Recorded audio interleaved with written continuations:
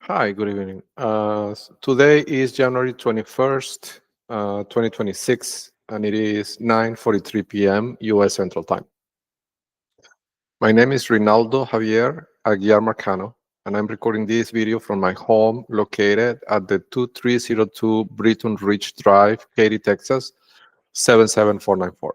And this house is located 300 feet away from the house, in that direction, from the house of Mr. Robert Mueller, who was the director of the FBI for several years, and this comment is relevant to this conversation. Okay, so this is demo D99. Okay, and before I begin this demo, I would like to make a longer introduction to give more context on why I'm doing this, right? And I'm going to say a series of things that may look like random comments, but they're not random. Like there is design on my legal strategy behind the things I'm going to say. Okay. So first, I need to say that I am a protected person according to the Refugee Convention of 1951. That's the first thing I want to say. And I have been submitting reports to the IRS via the official Form 211 about tax non-compliance of several very powerful individuals for the last 15 months, which makes me a whistleblower in the context of the federal law related to the IRS.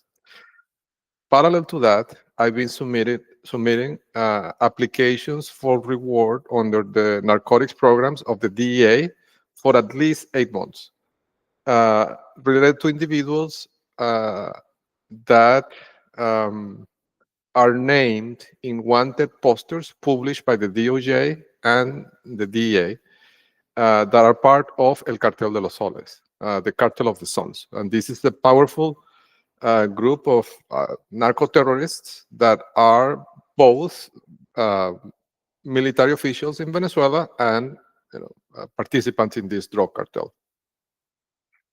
And the fact that I've been submitting these formal applications for reward, even if the DA hasn't taken action on them, I believe makes me a federal informant, right? And even if it's not the case right now, if they take action in the future based on that information, like for example, in a trial, and this is important because Maduro was just captured weeks ago, right? He was brought to the US, he's in New York. So if he goes to trial and the DEA comes across this information and uses it in that trial, that would make me retroactively an informant when that happens, right?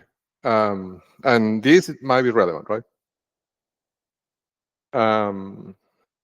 So, to recap about my status, protected person according to the Refugee Convention of 1951, federal whistleblower, and federal informant to the DEA. The other thing I want to say is that my son was taken from the home without a court order from a judge on March 28th, 2025. So it's been 9 months and 22 days, more or less. And since then, all my parental rights have been extinguished without a valid court order. And the child, by the time he was taken, he was 3 years old. And that has legal implications as well. Also want to say that during this process, the Adams Law Firm and Troy Pickett, who are two legal actors in the judiciary system of Texas, have made monetary demands on me using electronic means, based on void orders that they know are fraudulent. And they also made demands for the passport of the child, which I believe is an attempt to move the child internationally. I also want to say that all of this is happening, I believe, because I came into possession of a geographical database that was inadvertently leaked to me by the Venezuelan intelligence services in 2024. And in this geographical database, there are places marked where very well-known terrorist acts have been committed. I'm going to just cite two of them. Well, or not committed, but like are tied to terrorist organizations. Right? So one is the location of the house where bin Laden was killed is marked in this geographical database with the precision of 15 meters. And that's important because it gives an idea. I mean, how did the Venezuelan intelligence knew where bin Laden was before he was? I mean, the location is marked there, and he was killed there, so it had to be marked before he was killed. So how did the Venezuelan intelligence know that? Knew that, right? Another interesting place that is marked in this database is the exact location where the flight M as in Mike, LH as in Honduras, 370 of Malaysia Airlines disappeared in 2024. The exact location of the disappearance of the plane is marked in this database of Diosdado Cabello and these narco terrorists. That event has not been declared a terrorist act, but seeing this database, I suspect it might be, right? So this is at this point a lead, right? It's not an indictment, but it's a lead, right?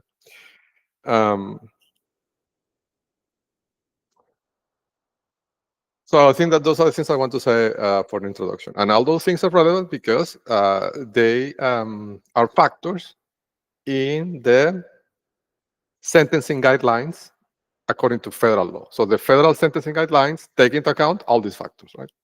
When, if you commit a crime, to silence, or coerce, or assassinate a whistleblower or a federal informant, right? Anyhow, so with that in mind, let's begin. So this is an interesting demo, right? Because tomorrow, so today is January 21st. Tomorrow, January 22nd at 9 a.m., the Troy Pickett, this lawyer that I was mentioning, had scheduled a meeting for tomorrow at 9 a.m. So it's going to be an interesting event, right?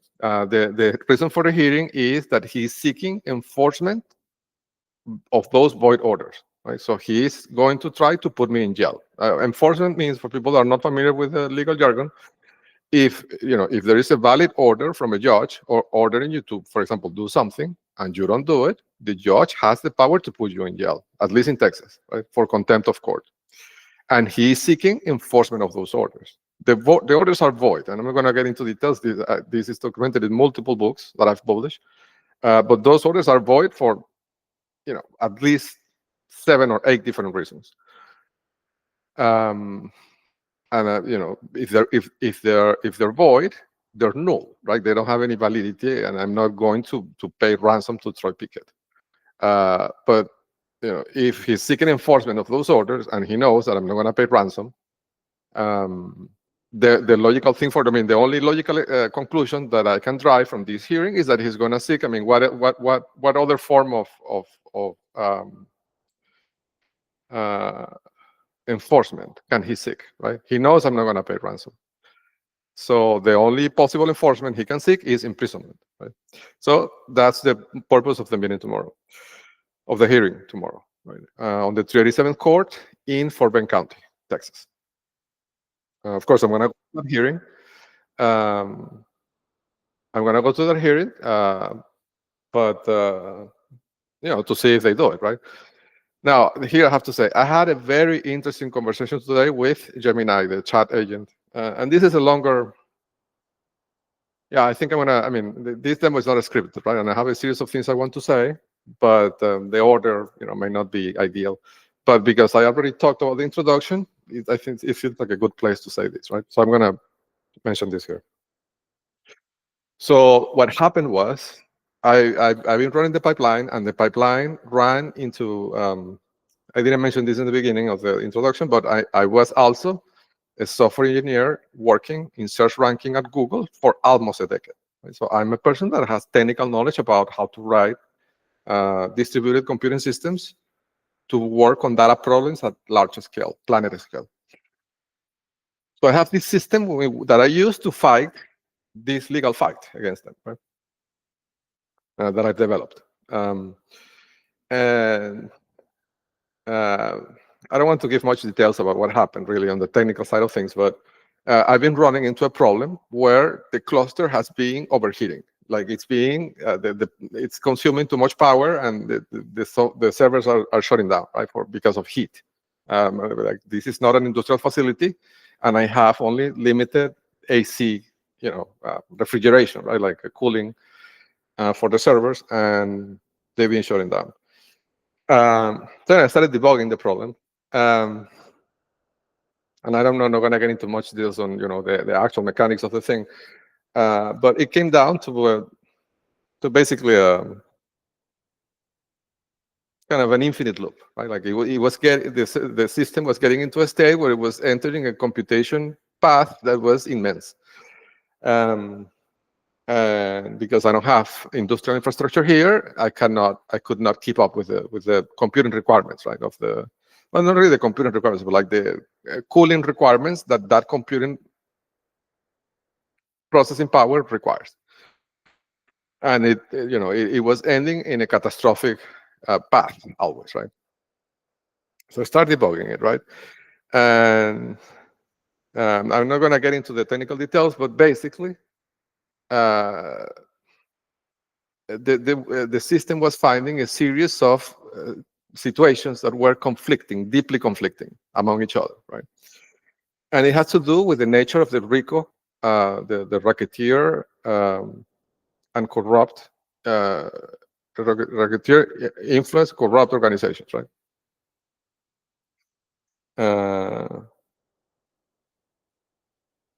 It has to do with the nature of it, right? And it had to do with these things that I was mentioning at the beginning, like the introduction I was giving about my status, the age of the child, all these things. And I didn't know this, right? I learned this after I debugged this and I understood what happened. But it turns out that all these things, and I don't know, I didn't know that because I'm not a lawyer, I'm an engineer, right? But it turns out that all those things are factors that are taken into account in the sentencing guidelines of the federal law. And I didn't even know that this thing existed, right? Because I wrote this system and ingested the data, but I'm not aware of everything that is said in those data sets, right? But I learned about it today, debugging this. And this is I would say it's a beautiful part of law and criminology and penology, right? I didn't even know it existed, right? But as it turns out, as I learned today, in the US sentencing guidelines, they have typified basically all types of crimes and ways of committing those crimes, and with aggravating factors. And so it's a beautiful design, really. Like it seems to have like a base for the sentence, right? So if you commit an offense, if you commit a crime, depending on the circumstances, there is a base level, and it's numeric, like level 19.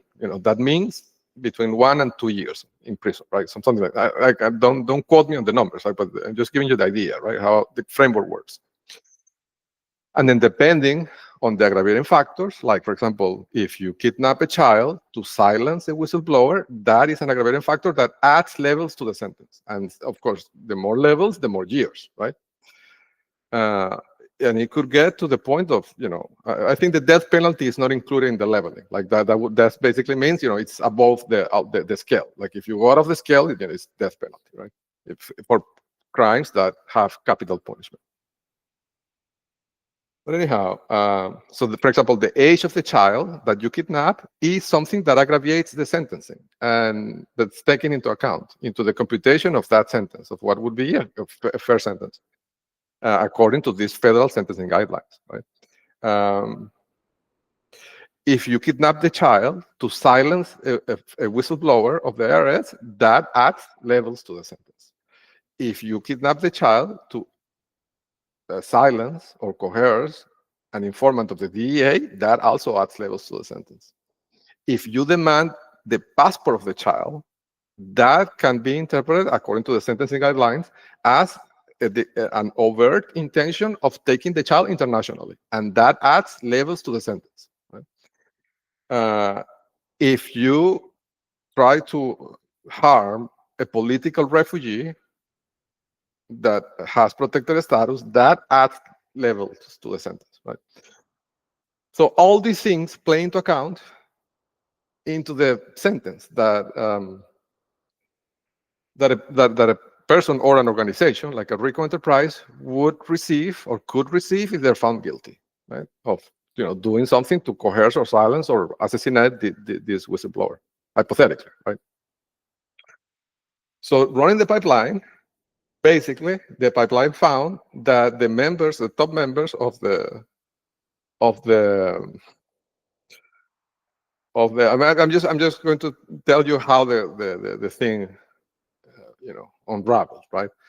So the first path was that the pipeline inferred that on the criminal side of things, the members of the RICO enterprise, the top members, could be, I mean, the enterprise itself could be found guilty of things that could carry capital punishment. Right?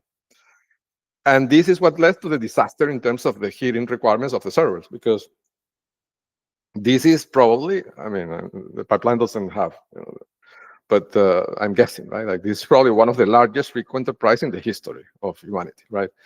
And imagine the implications of that, right? So the implication is, I mean, I'm gonna, let's do an intellectual exercise, right? For the sake of the argument, like forget for a second that we're talking about, the situation I'm involved in personally, or specific people. Let's just talk about hypothetical, right? Like no particular person in mind.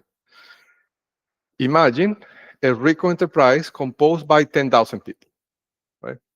And these 10,000 people conspire and assassinate an informant of the federal government. According to the pipeline, and this happens in Texas, which also have, I mean, the federal law has their own capital punishment, statutes. But Texas, on top of that, also has capital punishment. So imagine this happened in Texas, hypothetically, right? Well, the RICO enterprise would be found guilty of crimes that could lead to capital punishment. And because the liability is shared among the members, all of them could be found guilty of the same crimes and therefore the same penalty, right? So this would mean, I'm just telling you the legal reasoning and why the software basically crashed, right? So this would mean potentially sentencing to death 10,000 people. Right? And this produces a series of implications that are hard to even comprehend, right? Like, how do you sentence 10,000 people to death? And I mean, and this is more me thinking about this problem, right? As an engineer. Say for a second that, I mean, this is just an intellectual exercise, right? I'm not proposing to execute 10,000 people at all, right? I'm not saying that, but just as an intellectual exercise, what would that mean? Like, if you're a government, any government, I'm not even talking about the US, if you're a government and you found 10,000 of your citizens guilty of a crime that carries capital punishment, how do you operationalize that? Like, how do you carry that sentence? Are you going to build gas chambers like the Nazis? Like, and this creates immediate contradictions with fundamental things and protections that, the right to life, for example, right? So I mean, this led to chaos in my system, right? Because my system was not designed to handle these complex questions. So what I did, I started asking, I mean, as I'm doing here as an intellectual exercise, right? Like, to try to understand with the help of an AI agent, how scholars and academics in the area of law deal or think about these problems, right? Of these questions, right? And it's I learned. This happened maybe like in an hour, right? Like, but I've learned a lot of things that I didn't know. Right? I learned about the sentencing guidelines. I've learned, but the one of the interesting things I learned is, I mean, and this is kind of a dark concept, right? But the individualization of death. And this is one of the things that the pipeline didn't understand, right? That this is one of the reasons why it crashed, because it doesn't have knowledge of this concept, which is another problem on itself. Like, why that topic did not get ingested in the pipeline, but I'll talk about that in a different setting, right? Um, but the decriminalization of death, right? So the concept of death, legally speaking, particularly, government-induced death, is something that is individualized. Even if the RICO enterprise commit a crime, as an enterprise, collectively assassinate or coerce or kidnap the son of this hypothetical whistleblower, um, if a death sentence is imposed or is sought by prosecutors, it would have to be sought individually. They cannot seek a death penalty against the enterprise and then distribute it to everybody. Right? They can't do that. They have to individually prosecute each one of the 10,000 people and then seek 10,000 death penalties, right? Individually, and some of them will might win or may appeal. Different things will happen to different people, right? Um, but it's a concept the pipeline didn't have, right? So that was the root cause of the bug, right? That it was falsely assuming that the liability and the penalty would be shared equally, right? And it's not the case. But then after I was in this exercise, right, talking to this Gemini chat bot, I started asking other questions that I saw were also contributing factors in this crash, right? So there's other areas of law besides the sentencing guidelines that are very interesting and that also overlap with the questions and the topics that we've talked about and discussed during these 99 demos so far. Um, um, so the death penalty is one of the questions. The other question is piracy law, right? So piracy law, and I'm not a legal expert, so I'm just gonna kind of mention what I kind of know or what I've seen, right? But it's one of the oldest concepts in law, right? And it was piracy law was created, to deal with pirates, like real pirates, centuries ago, that were terrorizing the international commerce by capturing or attacking vessels in open sea. But the principles of piracy laws are interesting because the universal applicability, well, it's not called piracy, I think it's called admiralty law is the legal term, right? But it has very powerful applicability implications worldwide. Because basically what it says is that, it says many things, right? But one of the interesting things that it says is that according to piracy law or admiralty law, if somebody is declared a pirate, and what being a pirate means is typified, like it's not wearing an eye patch. This is typified in these concepts, and it has to do with activities that pirates did centuries ago, but also these laws have evolved, right? And now what the definition of what a pirate is different than 400, 500 years ago.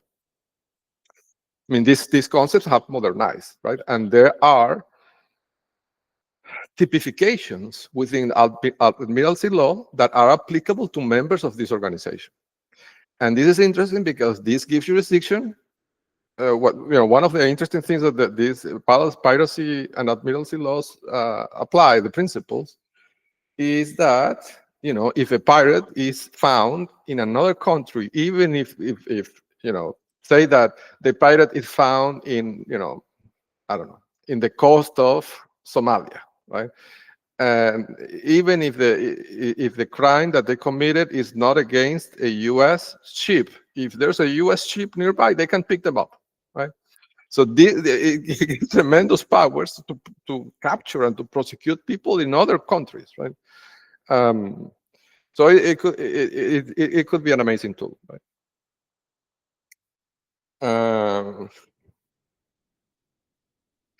Let me check one thing here real quickly.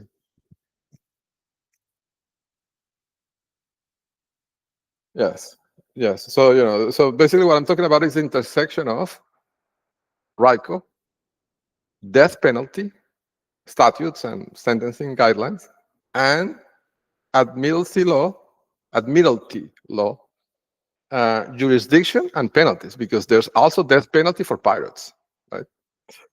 For certain types of crimes, like killing the captain of a ship. And these things have been modernized, right? But originally, the idea was, if you kill the captain of a ship, you die. So anyhow, it's an interesting intersection. As you can see, there's multiple avenues in which the members that are participating in this could end up sentenced to life or worse. So it's a tricky situation, right? But then my conversation with the chat didn't stop there. Then, because I also saw in the pipeline the implication of terrorism, right? And that's why I mentioned, it's not like I inserted that comment. I've known this for over a year, and I've said this in multiple places, and it's published in the books that are printed and available on Amazon, right? There are points marked in this database of the Venezuelan intelligence that are directly tied to either terrorist groups, terrorist attacks, or events where many lives were lost. Right? Like, for example, the house where Osama bin Laden was killed, or the point where this plane of Malaysia Airlines disappeared. And there's multiple other examples that I found, right, in this database. And they're documented in the book. So this is important because this brings into the table another segment or another, how do you call that? Another area of law, right? Which is terrorism, like the terrorist statutes, right? Terrorism statutes, statuses. I don't know how to say it. The areas of law that deals with terrorists, right? Because, well, if the database of Diosdado Cabello, who is a man who is wanted for narco-terrorism, this is not something that I'm making up, right? Like, the DOJ already categorizes Diosdado Cabello as a narco-terrorist. And the database that he leaked to me contains all these places where terrorist attacks have happened. The obvious conclusion is that this network has ties to these terrorist organizations. There's no other conclusion you can draw from that. And if you are an attorney, or you are a judge, or you are a judiciary actor working to silence or coerce, or worse, a whistleblower that is trying to give this information to federal authorities, that makes you part of the terrorist organization and of the terrorist acts that organization has committed on the past, right? So here I learned a lot of things about these terrorism laws and statutes, right? Like, for example, the statutes of limitations are not the same for terrorist acts as for regular crimes. So, if you commit a crime, there's a certain amount of time after the crime in which that crime can be prosecuted. After that, the prosecutors cannot do anything. But in the case of terrorist acts, this time could extend to 18 years. So, for example, the Malaysia Airlines thing, if determined to be a terrorist act, could be prosecuted today, right? In 2026, no problem, right? And if you're a lawyer working to silence the whistleblower that has this information, either by coercing them, kidnapping their child, or doing something physical to the whistleblower, you are part of that terrorist act because you're working to cover it up. So this has tremendous legal implications for this network and for the people that are actively doing this and have this hearing scheduled tomorrow, because this pierces the protections that they have for being officers of the court. Like, in general, if you are a lawyer, you have certain protections. Like, you cannot be found, I cannot sue a judge that is making a decision in my case, right? Because they have judiciary protections. But that gets completely destroyed if they are doing this in the context of a terrorist organization, right? Or to conceal terrorist acts that have already happened. So, and the sentences for these things are immense, are very, very severe. Like, you know, uh, falsely imprisoning a whistleblower carries life sentence according to federal law. Imagine that. I mean, just taking the liberty away of a whistleblower that is giving information to the federal government on an act of terrorism carries life sentence. Just putting the person in prison for a while, right? And it goes, that's the starting point, because the crimes, I mean, that is one of the less severe crimes, right? False imprisonment is less severe than kidnapping, right? And, putting in jail a whistleblower could be considered kidnapping if the court doesn't have jurisdiction, for example. That would be a kidnapping under the color of a state law. Taking the son of a person from their home without a valid court order, or restricting access of that person to their son without a valid court order, could be considered kidnapping, especially if you're making monetary demands, like asking for paying the rent of somebody. That is a form of ransom, right? I don't know. It's interesting, right? It's super interesting to me to see. I mean, this bug, my server's crashing, led me on this path of academic discovery of things that I didn't know, that let me see that the level of liability that these people have hanging over their head is immense, right? They should be thinking on how to return the child quickly, because also the time that the child is kept from the targeted whistleblower is a factor in the sentencing. So the longer you keep the child, is the longer the sentence, right? So it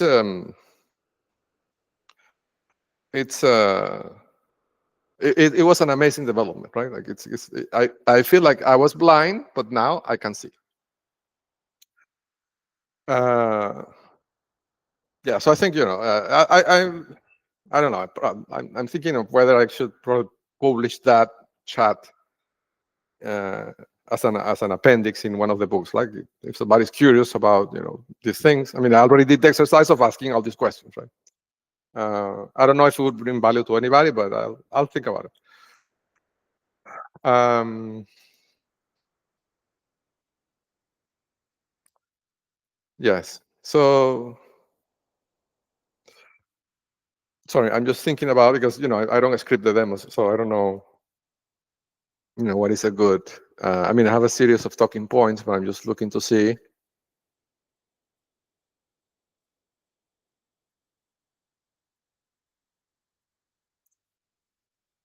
What is a good next step here.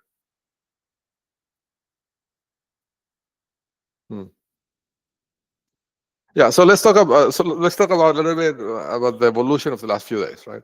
So the last few days, the last, I don't know, 2-3 days have been very, very interesting, because I feel like they've made a ton of mistakes, like legal mistakes, right? Like incredibly horrible mistakes. And of course, I exploited them, right? I used them against them. But let me start by saying that the informant told me, I'm not going to say when, but the informant told me that they've been, because, after I recorded demo D98, in which I described the 3 ways that they were working on to get me into prison, right? The information was so accurate that what I said in that demo, well, please watch it if you have time, that they made the decision to stop communicating using the secret internet that they have. So, they have a secret internet provided by the Communist Party of China using the cars as relays. All this is described in the book, but they have a secret internet, a parallel internet separate to what you and I know, right? It's an internet, it's the same thing, but it's separate, it's secret, right? It only works with their devices, with their apps, and you can only get messages in specific physical places. Like, it's like internet with a twist, right? With a Chinese twist, and with the Diosdado Cabello twist. But so So they were using that internet to communicate and coordinate and everything, right? Because it's safe. Like they thought it was safe, right? But after I recorded that in demo D98, according to the informant, what he told me was that they made the decision to stop communicating in that way. So now, no phones, no messages, no, they physically get together and talk, right? But I think, and I'm speculating, right? But I can see the correlation between the informant telling me that and they making more mistakes. Before, they didn't make so many mistakes. They made a lot of mistakes. Like, for example, Roy Pickett saying in writing in a court filing on November 7th that the void orders that I'm talking about that are null, that give them no rights to keep the child, those orders, he said in a court filing on November 7th that he filed with the court, that those orders were signed on October 15th, which contradicts his own statements to the First Court of Appeals in front of Chief Justice Terry Adams, who is related to William Kyle Adams, who is the owner of the firm that introduced the fraudulent document on October 10th, the notice of entry dash temporary orders to supposedly trick the First Appellate Court, right, into dismissing my petition for writ of mandamus. I know it sounds complicated, but the long story short is that Troy Pickett contradicted himself in writing, right, about the signing date of those orders, which is a confession, right, that the orders are void and null, right, which makes this kidnapping, right, what they're doing, kidnapping of the child to coerce me. The person that has the database of Diosdado Cabello, and in that database is all these places tied to terrorist groups marked. And Diosdado Cabello being a man wanted by the DOJ and the DEA. Right? So anyhow, after they made that decision of changing their communication style to in person and no phones, everybody put your phones on the closet or something like that, right? They started making more mistakes, legal mistakes, right? And it's been, they have been giving me low-hanging fruits to exploit, like there's no tomorrow. Honestly, I've been so busy destroying them, legally speaking, that I haven't had much time to even record this.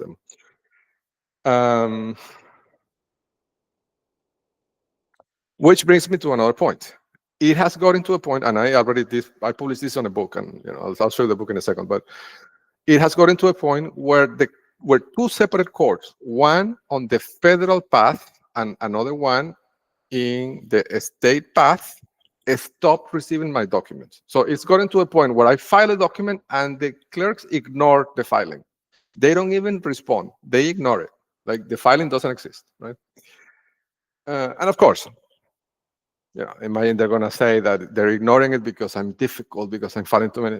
That's not, the clerk has no, the clerk can reject filings for things like formatting, right? But still, she has to notify the party that the filing is rejected, right? She cannot just ignore it. The clerk doesn't have discretionality on whether to, process the filing or not, right? That is obstruction of justice, right? And again, it's not an isolated crime. It's obstruction of justice in the context of protecting this RICO enterprise run by Diosdado Cabello, who is a man wanted by the DOJ on narco-terrorism. Right? So the clerks that are doing this are directly covering up terrorist acts, which, as I said, and they are doing that not for, randomly. They're doing that to silence a whistleblower by keeping the child kidnapped. Right? So that could carry life in prison. So think about it, clerks. Like I don't think it's worth it. Like I don't know how much a clerk can make, even with the crypto payments and everything. I don't know if it would be worth life in prison for that. Right? Think about it. But anyhow, it's gotten to the point where the clerks just ignore my filings, right? Including, and this is, the Fifth Court of Appeals. I'm not going to say that I condemn it, that I accept it, right? But it's a court of appeals. But the most interesting to see case is the 387 court, because this is the court, this is the trial court. This is the court where my case that it's open and ongoing. I'm an active litigant on that case, and they're ignoring my filings. So imagine what that means. And I mean, it's even worse because I'm the respondent. I didn't initiate this action. They initiated the action. I mean, Troy Pickett and William Cal Adams. Right? They are the ones that initiated the action. So if they initiate the action, I should have at least the right to respond, right? At least to file a response. But I can't because the clerk doesn't let, I mean, I file the documents electronically, but the clerk doesn't process them, right? They never docket them, they never stamp them, they disappear into the void, right? So it's gotten to a point where, I mean, the obstruction of justice has gotten to a point where I'm not even allowed to file documents on my own case, where I'm the respondent. Imagine that. So basically, the setup right now is that only Troy Pickett can file documents to impose orders, void orders, right? And to seek enforcement and put me in prison for not complying with the void orders because they're void. And only him can file documents. I cannot even file. Right? So my only role in this process is to take orders, void orders, and enforcement actions. That's my role. I'm not really a litigant. I'm like I don't know, and I don't mean to be dramatic, right? But if I'm trying to think, what setup in society resembles this setup in which one human being is able to seek actions against another, and the other human being can only receive those actions, cannot respond. The only scenario that I can think of is a prisoner of war. You know, like, I don't know, when the war in Cambodia, for example, happened, or in Vietnam, right? People got captured, the plane got shot down, the pilot got captured, they got put into a hut in the jungle, and they would be punished corporally and, you know, forced labor, and they had to take it. Like they had no recourse. They couldn't go anywhere to seek recourse, to seek relief, right, from this abuse. It's the same situation. My only role in this process at this point is to take whatever Troy Pickett sends, like orders, temporary orders, hearings, more temporary orders, enforcement, like whatever he thinks that, you know, that he wants to do, he can file and do it. But I cannot even respond. I have to take it. Right? Only take it is my role. But this is interesting because I can see the correlation, right? This happened after I, a few days ago, in Demo D98, mentioned the chicken wing and mentioned the strategy of my software. But the strategy of my software is basically to take this to the chicken wing and similar actors on the state side. And only after I said that, then the situation, their strategy changed. Before that point, before Demo D98, I could file documents and they would accept them, right? But after Demo D98, they stopped accepting my documents because they saw, like, I'm speculating here. Well, not speculating, like the informant told me that they did understand who Chicken Wing is. I mean, the network, when I say Chicken Wing, they, in a matter of minutes, understood who I was talking about. I'm not going to reveal the name of the chicken wing, but they know who the chicken wing is. And the informant told me and asked me if that was the chicken wing. And I said, I answered to yes, the answer is yes, that's the chicken wing, right? So at this point, they know who the chicken wing is. And of course, I know who the chicken wing is, right? And only after I revealed that on Demo D98, they changed their tactics. And now the tactic is he can't file anything. We're not going to accept any of his filing. And this happened in 2 different courts at the same time, within 20 hours difference, 24 hours, within 24 hours. In 2 separate courts, one being the 5th Court of Appeals on the federal branch, and the other one being the 37th Court, which is the trial court in which I'm the respondent. In the 2 courts, they stopped taking my filings. I file and they're silent. Like it doesn't come back. They don't say it's wrong. They don't say anything. They just don't file it in the docket, right? But so this is because they understand that every document that gets into the docket is going to be evidence against the chicken wing and the similar actors on the other side, which I call the chicken wings in plural, right? So the strategy has shifted on their side to, well, let's not allow any more evidence to go in, right? But this is silly, I mean, I think, right? Because then this is now an overt act of obstruction of justice using the court. And this is also relevant because there's precedents in which the courts have been considered by federal prosecutors and found guilty as the, well, not the courts, but the court has been considered, in RICO cases, the question is, what is the enterprise? In these, scenarios that I'm describing, the RICO enterprise would be El Cartel de los Soles, right? The criminal organization run by Diosdado Cabello, right? That would be like the most visible legal entity that the government could prosecute, right? I think. Because, for example, Maduro is already in the US, right? And he's the head, I mean, the official head. The head is really Diosdado Cabello, right? But the figurine that he had in there was, as head, was Diosdado Cabello.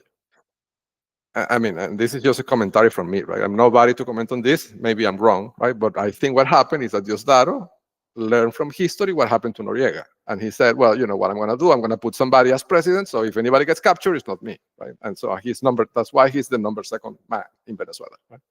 It's because he put the number one so that one gets captured, just in case, right? Like a human shield. I mean, you have to hand it to him, right? He's pretty smart. So anyhow, but as I was saying, right, there's been precedents, and I learned about this chatting with Gemini, right? In the US, not too long ago, in which the criminal enterprise was considered to be the court. And there is an interesting, a landmark case, they call it, which was the Cash for Kids, in which a couple of judges conspired to shut down juvenile detention centers, I think it was, that were operated by the government, to then allow private interests to build their own and operate their own and charge the state for the care, quote unquote, of the children, right? Or the juveniles that were detained there. And then after that, the judges made sure to send a lot of kids to prison, to these juvenile detention centers, so these facilities would make more money and they would get a cut. In that case, for example, the criminal enterprise was the court. Of course, there's a legal distinction here. In reality, the people that were, I mean, the entities that were found guilty at the end was not the court, were the actors operating in the court, right? The judges, right? For example. So the judges were found guilty, not the court. But the criminal enterprise, in terms of the legal language of the documents, was the court, because they were operating it as a criminal enterprise, right? And here, I mean, this is a fascinating. I mean, I don't know. I don't know if this is a good way to say this, but I think, I mean, one of my dreams would be that after this, I can get an internship at the DOJ. Like, I don't know, I find this so fascinating. That I don't know. I think maybe I will apply for an internship or something, or with the FBI. I don't know. Like, but anyhow, there is another technicality here, right? Is that a judicial actor, when they're performing their duties, they carry judicial acts, and those judicial acts are protected. For example, if a judge gives an order, a real order, not a void order based on a fraudulent document, but a real order, that order is a judiciary act, right? A judicial act, and that is protected. They cannot be charged criminally for that. But so the interesting thing, right, the way this bill was pierced by the prosecutors was by alleging that, for example, taking the bribes was not a judicial act, was an administrative act. They were taking money, right? They weren't rendering orders, and that is not protected. So the bribery, the accepting the bribes, is not protected. And that's where they got them, right? And also for tax evasion, for not reporting the bribes to the IRS, right? Which, remember, I am reporting people to the IRS precisely because they are receiving payments on crypto payments that are marked in this database. So it's a fascinating field of law. Right. So Yes. So I'm just trying to, to see, what things not to say, because there's certain things that I don't want to say for strategic reasons, I guess. Um,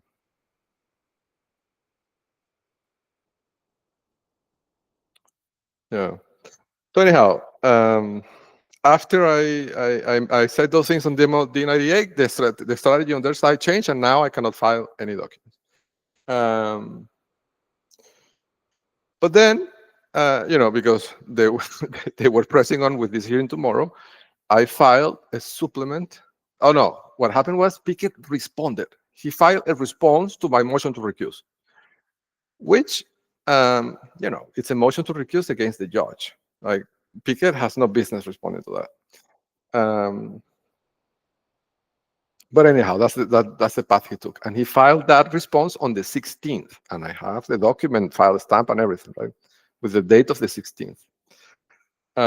So what I did, I filed a response to his response, to get more evidence, right, into the record. And this is the first document that the clerk ignored. And I filed this document on January 19th. And today being January 21st, 2 days later, the clerk has still not docketed the document. It's missing from the docket, right? So what they did, because when I filed this document, I'm going to give more details here, so the DOJ, if they ever investigate this, they will be able to track this down, right? So when I filed this response, because this is a response to Pickett's response, right? So a response to a response. So in the e-filing system of Tyler Tech, there is a field that asks you, what type of document is this? What type of filing? Is this a motion? Is this a response? So I selected response because I'm responding to Pickett, right? To Pickett's response. And I filed the document. The document, in fact, let me share. Let me show you, right? Because it's an interesting document. It's an interesting document. So I'm going to share my screen. Just a second, okay? Oh, sorry.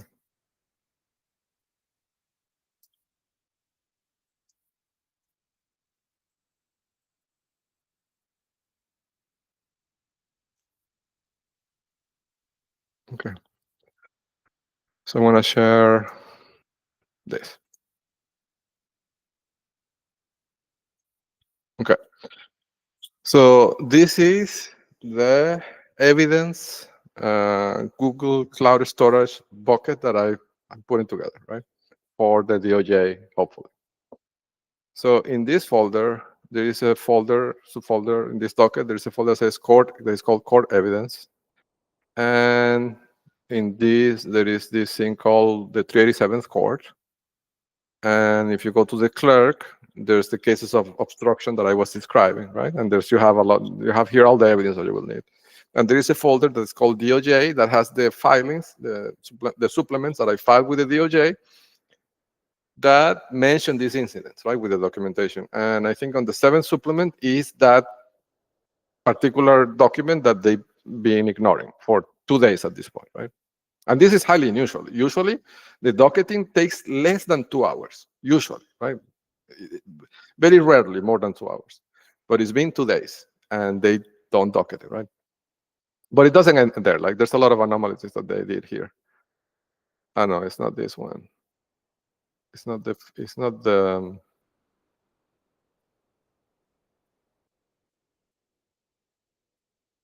oh, sorry. It's not the 7th.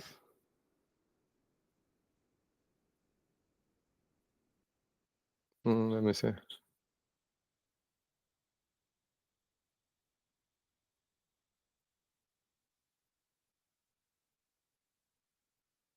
Okay, I'm going to show you the document. I think it's the 6th supplement. Yeah, so this is a document they are killing, basically, ignoring, right? But I mean, it's silly because the document exists, and I have the notice of service. I have proof that I served them the document. So yeah. Even if they don't docket it, so this is what they did, right? So remember, Pickett had filed his response on January 16th, and he had gotten The index, I think, 147. But then on January 19, I filed my document, right? Which would have been like index 150, something like that, right?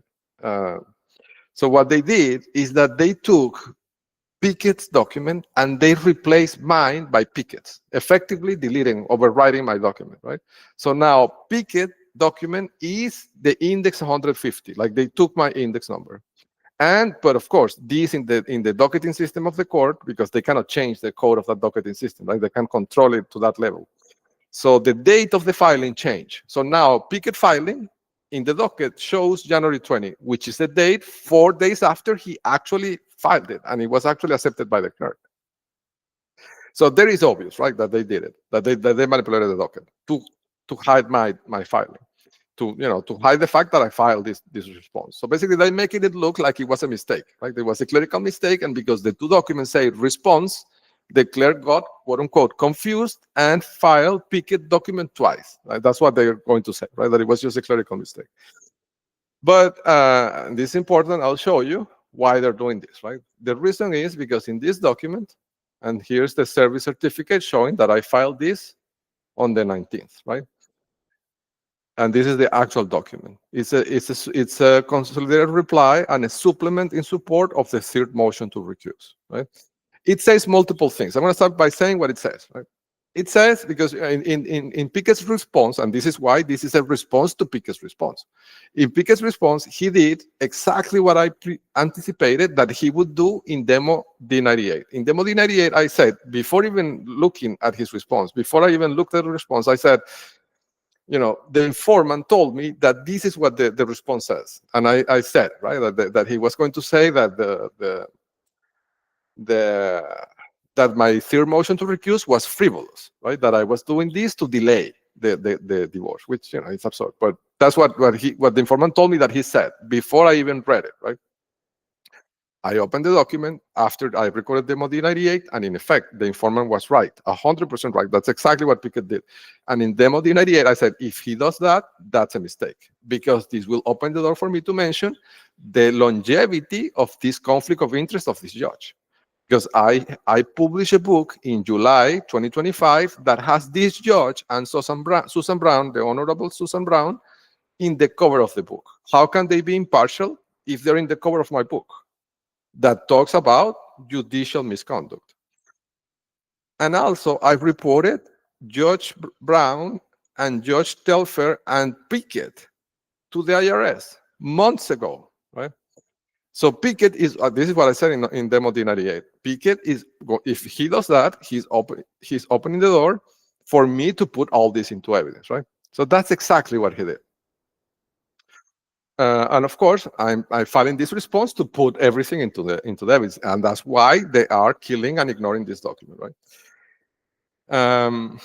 But the other interesting thing, and this was picked up by the pipeline, is that in the hearing of September 8th, there was a mention about the books, September 8, 2025. And this mention was made by Morgan Heipner and by Judge Telfer himself. Judge Telfer asked me while I'm on the stand if those are my books.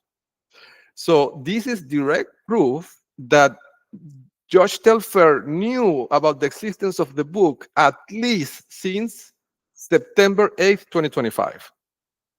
He should have recused himself voluntarily without me even filing a motion for that months ago, and he didn't, right? So this is what this document that they're trying to kill says, that all of them knew about the existence of the book and the conflict of interest of the judge, and they haven't said a word, and they keep actively denying the motions to recuse. And the other thing that they said, that Pickett said, is that I was trying to delay the proceedings, and this is also factually untrue and demonstrable. That is not true, because in the same transcripts of the court, if you look in October 10th, in the hearing of October 10th, you will see that I was begging the judge for no more delays. I was objecting to more delays when he shut me down. Here also the pipeline found something very interesting. In that hearing of October 10th, 2025, which is the date in which William Cal Adams and Morgan Heibner enter into the record the fraudulent document, the temporary orders, notice of entry dash temporary orders, which was really a notice of hearing. In that hearing, I'm saying this to the authorities if they investigate this, right? If you listen to the audio, you will see that everybody, the judge, Morgan Heibner, the scheduler of the court, everybody calls me Mr. Espina. Imagine that. This is strange. I mean, Espina is the last name of my former partner. It's not my last name, right? So the way it looks, if you hear that transcript, is if you read that transcript, or if you hear that conversation, is that this is a divorce and that she took my last name and that my last name is Espina, right? That's what you would think as an investigator, but this is not true. My last name is not Espina. I did not take her last name because that I don't know. I don't think that's usual, right? That the man takes the last name of the woman, and we're not even married legally. I cannot, even if that was something that was possible, we're not legally married. And she didn't take my last name either, right? So, but this is important because remember, this date of October 10th was a pivotal day in which they took the step of filing this fraudulent document to then deceive the First Appellate Court 4 days in the future, right? Which on itself shows premeditation, right?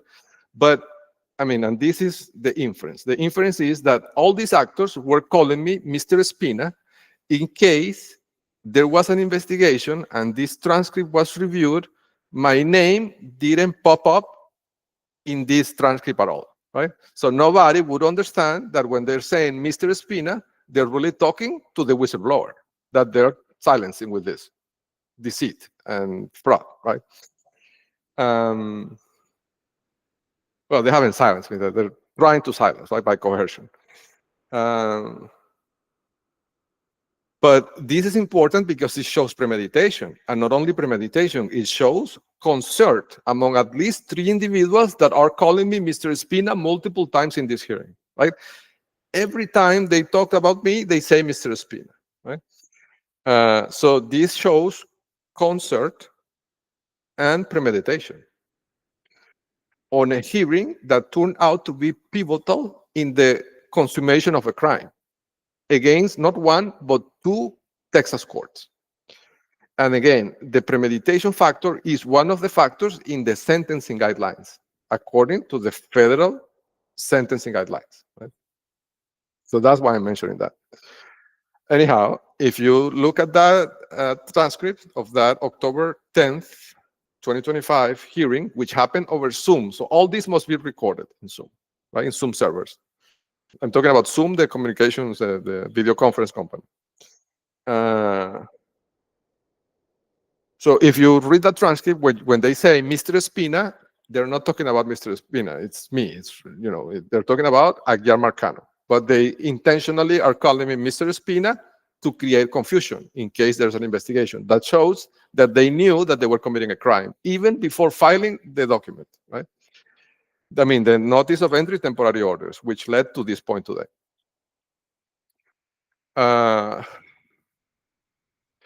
Okay, so in this document that I filed with the 387 that the clerk is ignoring and she doesn't want to docket it, I also included as an exhibit the actual Form 211s with the IRS that I filed reporting Judge Brown, Judge Telfair, and Troy Pickett to the IRS.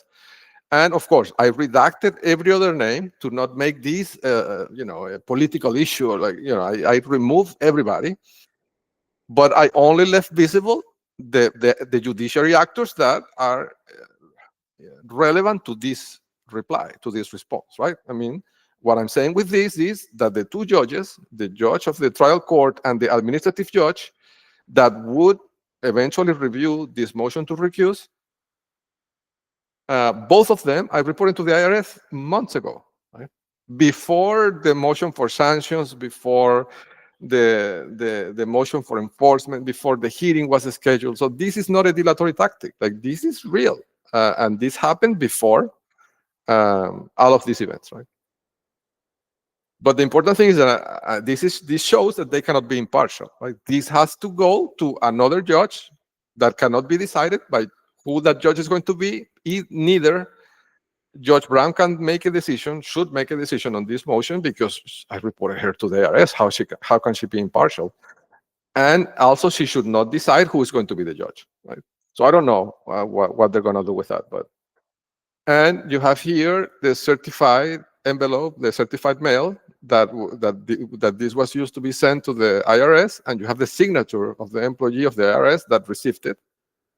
And you have another form similar to that, but for Troy Pickett, because I reported them in 2 different forms for technical reasons. And you can see the address of Troy Pickett that my system has for him, which is 23212 Red River Drive, Katy, Texas, 77494. And you have also the envelope for Troy Pickett. And crucially, this is the cover of the book that I was saying, that Josh Telfair is in the cover of the book and Susan Brown is on the cover of the book as well. And so I included the original cover of the book, the art, right? And remember, this is generated algorithmically based on the data in the database of Diosdado Cabello and the Venezuelan intelligence. Like, this is not a collage that I made by hand. This is done algorithmically. And here's an annotated version that shows you exactly where Josh Telfair is and where Josh Susan Brown is in this cover, right? So this shows that, you know, they're in the book. It dates from July 31st, 2025.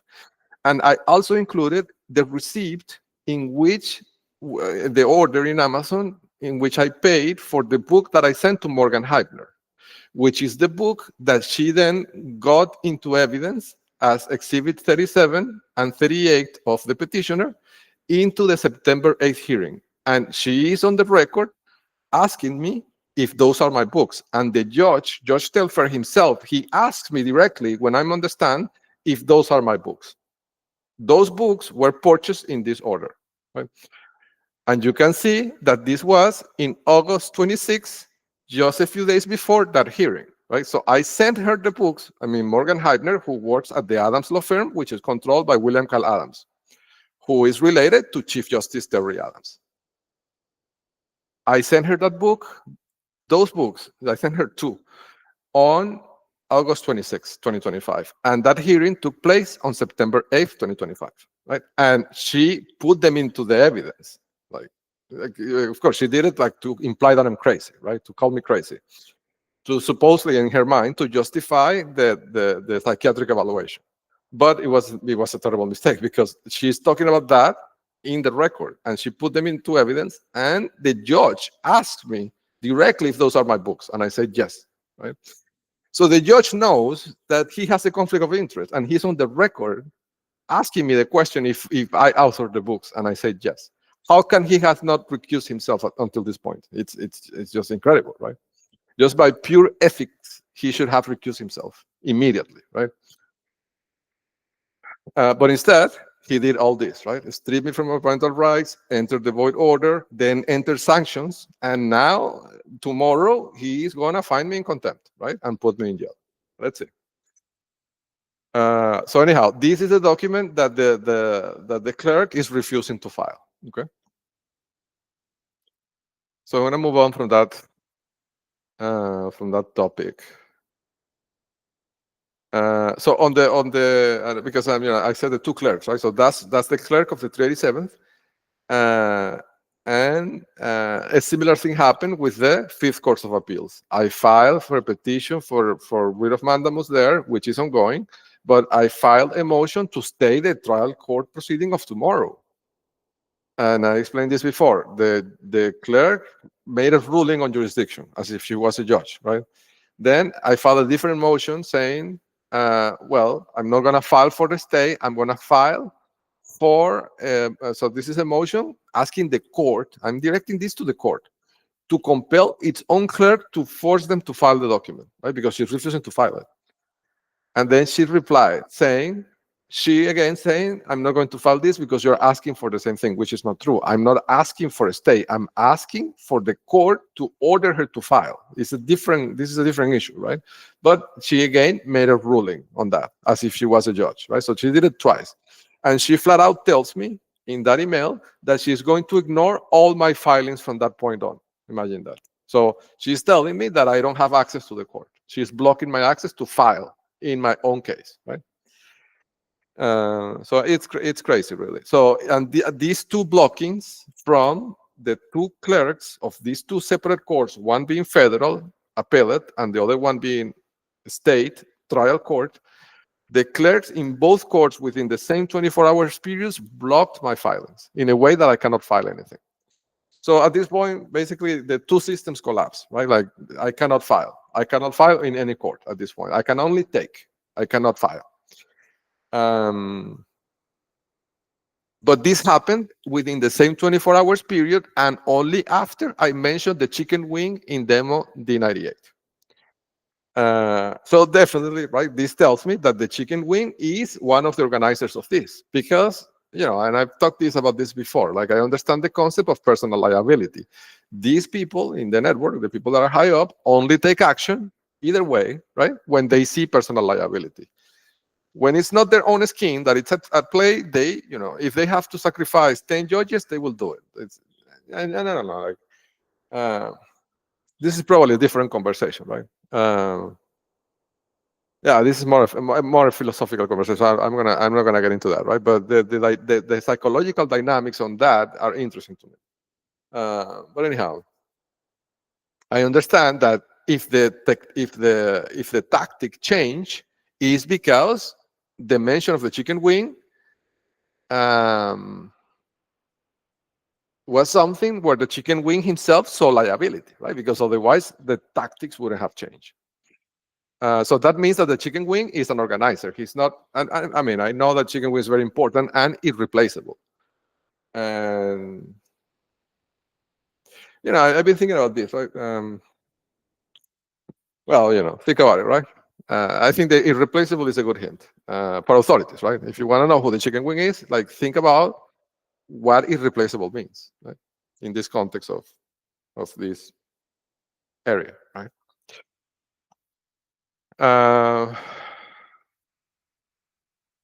Okay. So the next thing I want to say is that in that bucket, in that Google Cloud bucket that, I imagine, right, that the authorities could probably have access to that bucket, I uploaded all my messages for the last 2 years, I think. I'm talking about my text messages, right? And I have messages that with people like Penelope Suarez, Francisco Castillo, Ana Codalo, and many people, right, that are part of the network. And I don't know, I think it could be a good source of material for authorities to, establish timelines and, actors and things like that. So it could be, I'm just mentioning that they're there, right, at your disposal. You just have to take them. And importantly, in those messages, you will find the extortion messages sent to me by the Adams law firm in April 2025 after the child was taken. And this was done to silence me, right? Because I was researching addresses in Caracas that are marked in this database that Diosdado Cabello leaked to me. And of course, Diosdado Cabello reacted, right? So you will find the messages, and the way the messages look, right? They were sent by proxy, right? By this technique that I also describe in the book, how they impersonate the phone number of another person, right? This is described in the book. But if you look at the messages, right, they're coming from the Adams law firm. I know that for a fact, and I know that because the informant told me. And so if you look at the messages, basically what they say, when the child was taken and I was begging to be able to see my son, they had my child secreted for 50 days, 49 days, that I didn't know if he was alive, if he was in the country. I knew nothing about him, right, for 49 days. So during this time, I was begging to see my child, and their answer was, when you get better, you will see him, right? That's literally what those messages say. And then I asked to the Adams law firm, by proxy, right, because they were impersonating that other phone number, but I asked them, but what does this mean exactly? And their answer was, you will see him when you get better. You will see your son after you go to a doctor and after you take medication. right? So that's the coercion, right? So only if I accepted to see a doctor of Diosdado Cabello and take whatever Diosdado Cabello wanted to give me orally, then I could see the child, right? That is the coercion. That is the proof of coercion, right? That's the ransom, right? And here, talking about the things that I've learned, talking to ChatGPT, to Gemini, uh, ransom does not necessarily has to be from in terms of the legal implications of this and the sentencing. It doesn't have to be money. Like, for example, the silence of a whistleblower can be considered a ransom in the context of the sentencing and the from a criminology and penology point of view, if asking for silence is the benefit, right? That's the ransom. So it doesn't have to be monetary, right? Because the silence has a monetary value. I mean, if they can keep, shipping drugs because the whistleblower didn't talk, then, if they can keep evading taxes and not paying on the crypto payments that they receive, that's the monetary value attached to the silence, right? That they're seeking from the whistleblower, that they're coercing, right?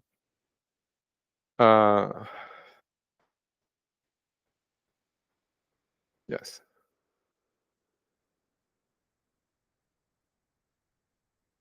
Yes. So I'm going to move on to more, finer topics, like smaller topics, right? So one is that there was a message I'm not going to get into details of how my system works, but there was a message that was a stock that I did not see in time, and I saw it after, and I did not mention it when I record the demo D98. And it's about that phrase that my former partner told me, that she said, "You are recording me." There was a message that I did not see on time, and when after I saw the message, I remember, like, she did say that, right? So the full phrase that she said, so the informant basically told me why that was important, right? The phrase that she said was, "You are recording me and then you are publishing it, I don't know where." That's exactly, I mean, it was in Spanish, right? But if I translate it, loosely translated, would be something like that.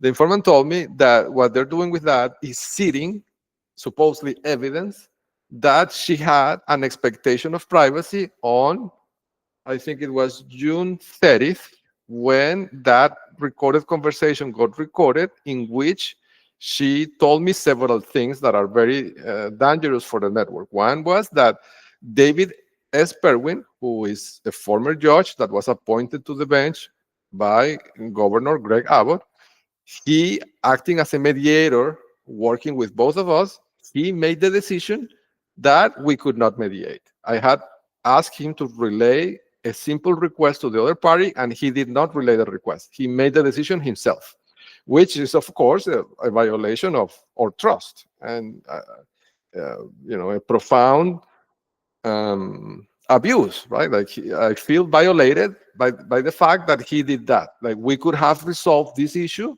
in that mediation, right? And I would have had access to my child for the last 9 months. And because of his decision and that criminal action, I have been prevented to see my child for 9 months. So that is in that recorded conversation, which is a transcript that is also in the DOJ book. So what they're doing with that statement that she made, that you are recording me and then you are publishing things, I don't know where, is to then establish in a federal court, when this inevitably goes to trial, that she had an expectation of privacy, a reasonable expectation of privacy, and that transcript should not be admitted, right, into evidence. Which I think it's silly, right? Because, like, they think this is going to be litigated in one of these small courts. So that's what they're doing that, right? And also, in that same transcript, she tells me that the motion for a psychiatric evaluation was a litigation strategy designed by the Adams law firm to coerce me into a settlement in mediation. She tells me, if you had agreed to what we had prepared for the mediation, there would be no need for a psychiatric evaluation, right? So, and remember, put this in context with the messages that the Adams law firm sent me in April, saying that I could only see my child after I went to a psychiatrist and took medication, right? And you put the two things together, you can see the coercion and you have the proof of the coercion. I'm mentioning this humbly to the DOJ if they see this video. So you have on one side the messages, and on the other side you have a recorded conversation where the petitioner is saying that this is exactly what the Adams law firm designed, right? And that David Esperwin helped perpetuate the scheme and also made a critical pivotal decision in the process to make the scheme possible for 9 more months, right? So to keep the child kidnapped for 9 more months. That's a direct consequence of David Esperwin, right? If he hadn't been on the picture, I would have seen my child for the last 9 months.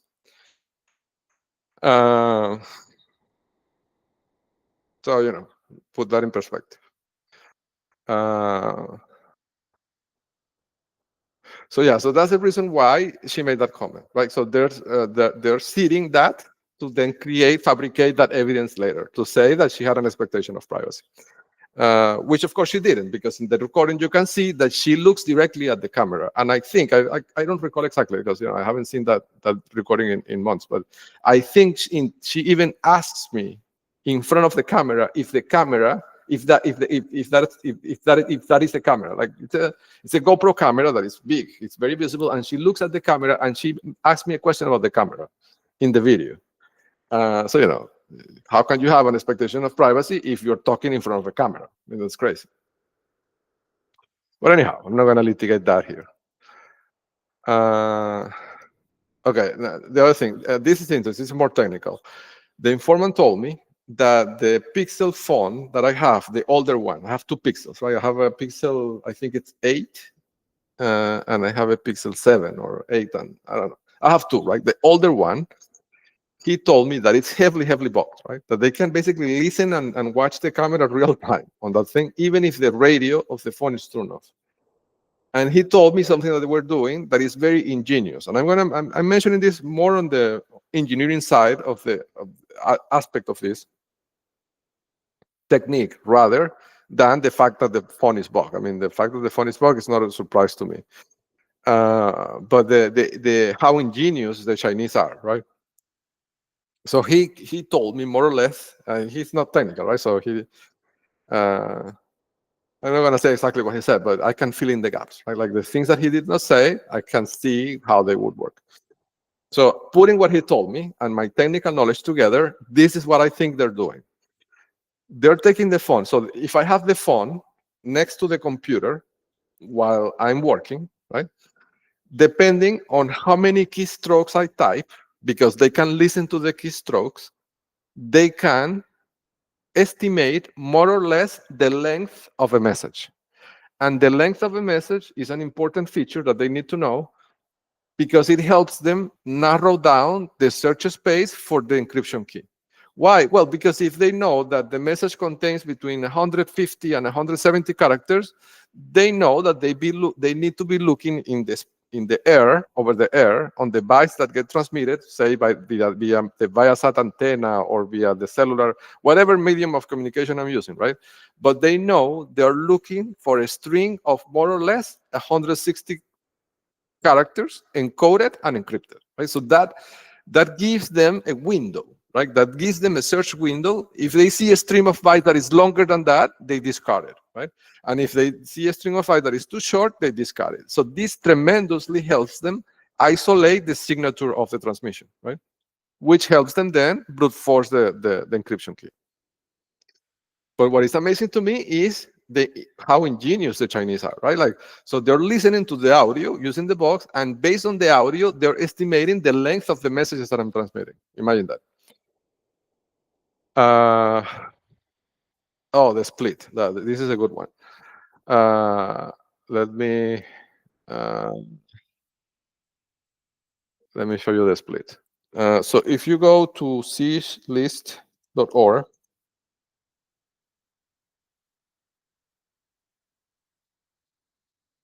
you have the directories, and I already described this in demo D98.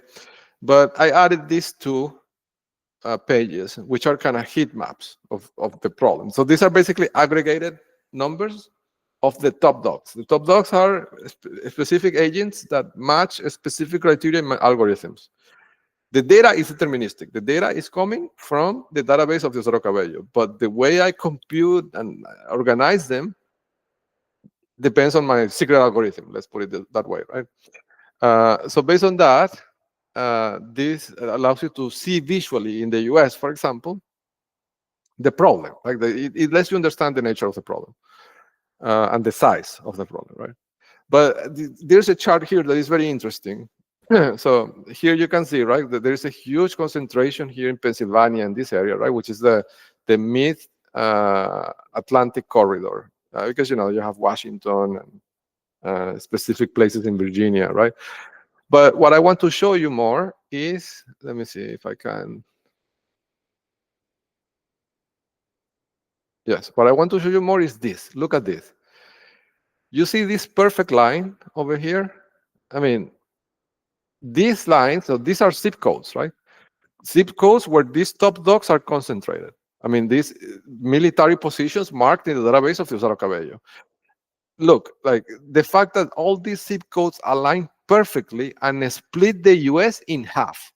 I mean, it is impossible. I'm telling you this as a statistician, more than as an engineer. It is statistically impossible that this is a coincidence, that there is not random design behind this. And more than that, if you show this video and you show this to any person in the military, they will know that this is a military tactic. It's a well-known tactic. It's splitting the enemy in half. And this has been used in multiple military conflicts in centuries, for centuries, right? So here you can see the nature in that simple heat map. You can see the true nature of this organization, right? This is a military operation that the Teodoro Cabello is doing, operationalized with this database of the Chinese. So I wanted to, point your attention in that direction. Yes. So another big mistake was the following, right? And this is super interesting. I mean, this is something that has to be analyzed at some point, right? By I don't know, somebody who is what's the word? Equipped. Somebody who can understand. Like I imagine, right? Like I don't know. Let me tell you something. When I was younger, I used to play chess, right? And as a chess player, I wasn't a serious player, right? In fact, my friends would always beat me. But as a chess player, one of the things that you do, sorry, I missed. Okay. One of the things that you do is that you analyze the games, right? After you play a game, you study it, right? Or there are books, like for example about openings, and there are books that are dedicated to one opening, and in the book they study all the sequence of events and what happened and why he did that and what like they dissect the conflict basically, right? I don't know. Imagine when this gets to a resolution, somebody that is equipped to do it, because I'm not equipped to do that, right? Should probably analyze this, right? Like these mistakes that they make, why they made it, right? But I think it's because of the lack of coordination, because now they're not meeting they are meeting face to face, right? And this causes coordination problems. So this is what happened. As this is what I was doing in this very moment, right? I'm going to tell you the setup, the situation, so you understand why they took this step, right? Or why I think they took this step. So the situation was, I had filed that document I showed you that has the cover of the books and that has a copy of the IRS forms with everybody redacted except Troy Pickett, Judge Brown, and Judge Telfer. And I filed that with the 387 court. I did that, and then they took the clerk and swapped the document by the previous filing of Troy Pickett, which now causes that the index 147 is missing from the docket. Again, and this happened before, right? When they disappeared the index 7 from the docket, the mysterious temporary order that Judge Bell sign, and then they disappear and turn it into a wild card. Well, the same thing happened now. The index 147 is missing because they swapped my document with Pickett's. And of course, Pickett's index moved from 147 to 150 now, right? Or whatever, 151, I don't know what it is. So they did that on that day, on January 20, okay? At the same time, I was working on backing up my messages, my text messages from that phone that has the messages of the extortion messages of the Adams law firm are in there, right? So this is explosive evidence. I'm backing them up and about to upload them to the buckets, right? But they have this phone bugged, right? Heavily bugged. So they saw that, and this I'm imagining that this is what happened, right? And by the way, if the informant sees this, please let me know if this is what happened, right? I mean, if this is what triggered this crazy decision they made. So that's the setup, right? They have just pulled the trigger on swapping the documents in the docket. And I'm at the same time about to upload the extortion messages to Google Cloud. At that very moment, George Hanks Jr. sent an order in the federal case, which is the class action lawsuit against the commercial actors, right? So Elon Musk, Travis Kalanick, those people, right? For wiretapping and illegal surveillance. And it's a class action because I can see in the database that this is affecting at least, and I'm being very, very conservative here, because when you do a lawsuit of that magnitude, you want to be conservative, right? Like, I don't want to overestimate things and then that the lawsuit gets dismissed because I wasn't accurate, right? So I rounded down by a lot, right? So the numbers are much worse, but very, very conservatively, I'm going to tell you 20,000 people are targeted in this way, right? So I created this class action lawsuit 9 months ago, and they've been blocking it procedurally. It's a stalled, right? But as I'm about to upload the messages to Google Cloud, Judge Hanks Jr. sends the order dismissing the lawsuit without prejudice, right? I believe this was a move, so I would stop my action so I would get distracted, right? Kind of the same thing they did the other day when I started publishing the conflict zones of Russia. When I did that, Judge Hanks, well, the other judge, the magistrate judge, sent a recommendation recommending to dismiss the lawsuit. Like, it was a distraction tactic, right? This is what they do. When you do something that is worrying to them, they try to harass you to distract you. So your mind goes to another place, right?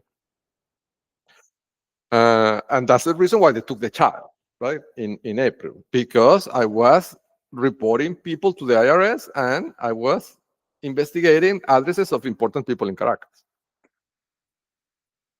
It's a harassment technique designed to distract you, to shift your mind and your focus to someplace else. That's all. That's all they do, and that's how they, at the end, control the world, by doing this to everybody, right? To everybody that gets in their way.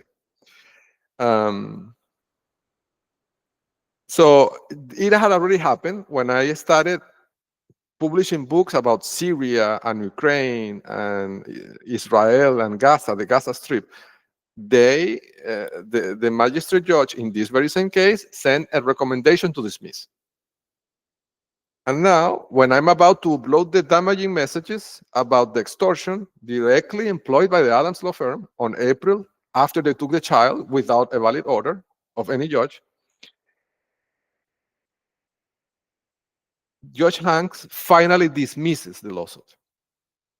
I believe it was a way to distract me, but it didn't distract me, because I explained this before, right? I understand the situation because I have the data. So what I did, I finished uploading them. I really upload the messages, right? I finished doing what I was doing. And I had already set up an alarm for this in my system, right? Because this is a terrible, terrible mistake. And I think, and this is what I want to talk more about, the mistake, more about what happened, right? And that's what I was saying, that somebody should analyze this conflict later, right? I mean, somebody qualified. This is a terrible tactical mistake. So much so that I had a system in the legal vaccine pipeline set up an alarm to trigger an alert to me the minute this happened. And I had that set up months ago. Why? Because this lawsuit is a class action lawsuit. Like, this is a very different legal instrument or legal cause or action or case, very different than the trial court, right?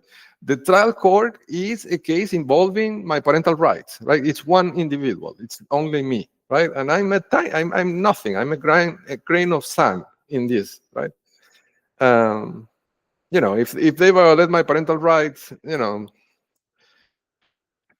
don't know how to articulate this, right? But in the bigger scheme of things, that's nothing, right?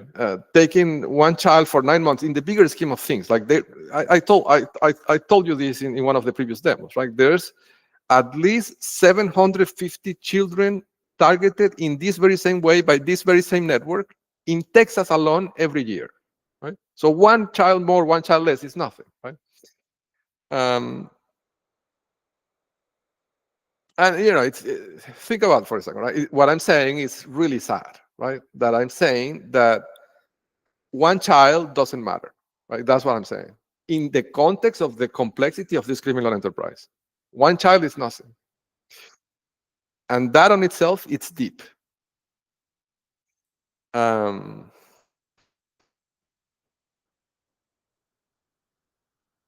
anyhow, it's a terrible mistake because these elevate the stakes immensely, because this is a class action lawsuit attempting to preserve the civil rights of at least 20,000 US citizens.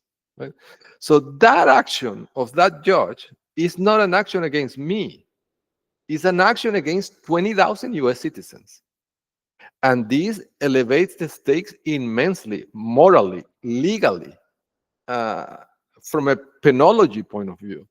The penalty, committing a crime against one individual is something very different than committing a crime against 20,000 US citizens at the same time, right?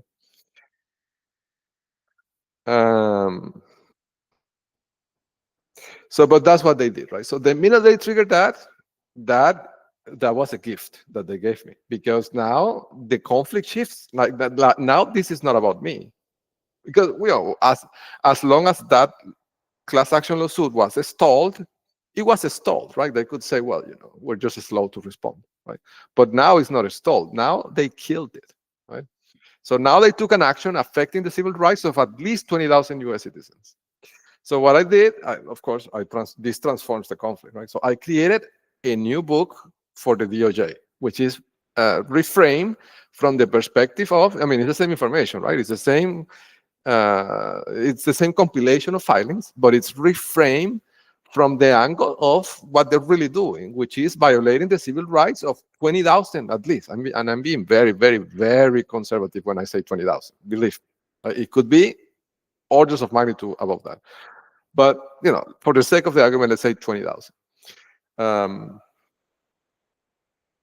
So this judge is directly contributing to perpetuating a situation in which a narco-terrorist organization led by an individual wanted by the DOJ and the DEA keeps violating every single day the civil rights of at least 20,000 US citizens. Put that in perspective. Right? So with that, I'm going to show you the new book. So the new book. So if you go to syslist.org,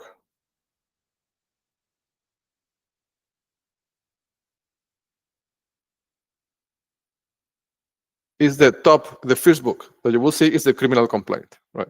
In this page. It's this one that has this color that looks like a folder. Let me show you first the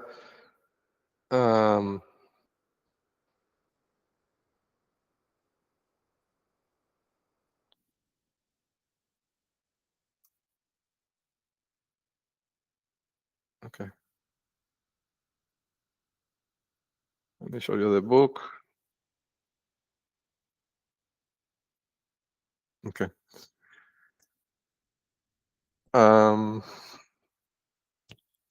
So the title is The January Docket, and the subtitle is A Record of Coordinated Obstruction of Justice and Judicial Enablement of Mass Civil Rights Violations and a formal criminal complaint and supporting documents submitted to the Chief Public Integrity Section, Criminal Division, U.S. Department of Justice. And it says clearly in the back cover that the allegation is that the judiciary actors are actively enabling the continuous daily violation of the civil rights of at least 20,000 US citizens. It's said right here in the back cover, okay? And if we explore the book, it's organized from that perspective, right? Not from the perspective of they kidnapped my child, but now from the perspective of they are violating the civil rights of 20,000 people in the US alone, right? And there's a brief introduction. Just trying to find the index, right?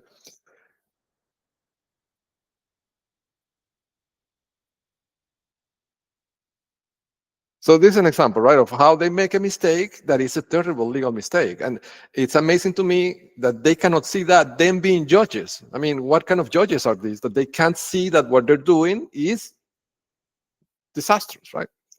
From a legal point of view. I mean, I don't, how do I say this? I'm respectful of people on their fields. Like, I never talk down on anybody. I don't do that on principle, even if I think that somebody is underperforming on their job, or like I'm never a mean person saying, you don't know what you're doing, or I'm not, that way. I'm not built like that. I'm more of a constructive person, right? Than a person that criticizes, right?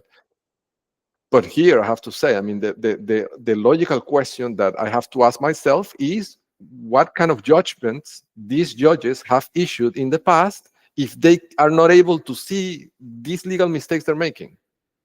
I mean, it's inevitable for me to ask myself that question, right? To question, the soundness of those judgments, right? That they may have made in the past in other cases, right?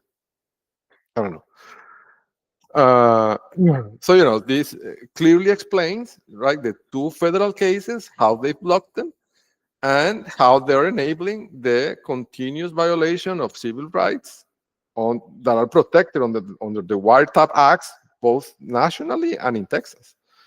And in other states, they have their equivalents to that, right? With different degrees of strength and severity, but they exist in every single state. Then the second part of the book talks about the retaliation and the evidence tampering, for example, with the two clerks that I described before, right? And all these things are documented here with exhibits, proving or showing what they did, with their own signatures, right? Everything is in here. And this has 753 pages at this point. And then the third part of the book is what I call the indictment, which is really the formal complaint to the DOJ, submitted to the DOJ with all the supplements. And right now in this version of the book that you're seeing, it has 6 supplements because I haven't updated it, but now there's 2 more. There's 1 supplement for the 7th supplement, which is the obstruction by not filing the document that is a vital document for my motion to recuse, which is the only instrument I have to get a fair trial, right? The clerk refused to file it, and the clerk on the 5th Court of Appeals refused to file my motion to the court, not to the clerk, to the court, to force the clerk to file my motion for a stay.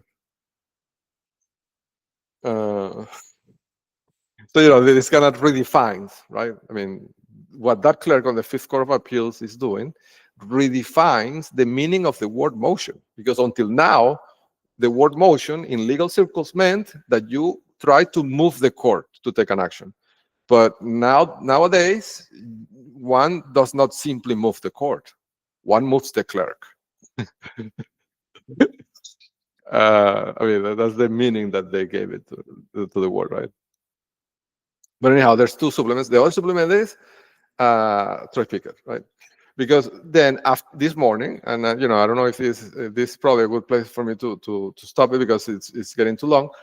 But this morning, after I understood the angles, right, the intersection between RICO statutes and admiralty law and death penalty status and terrorism-related status.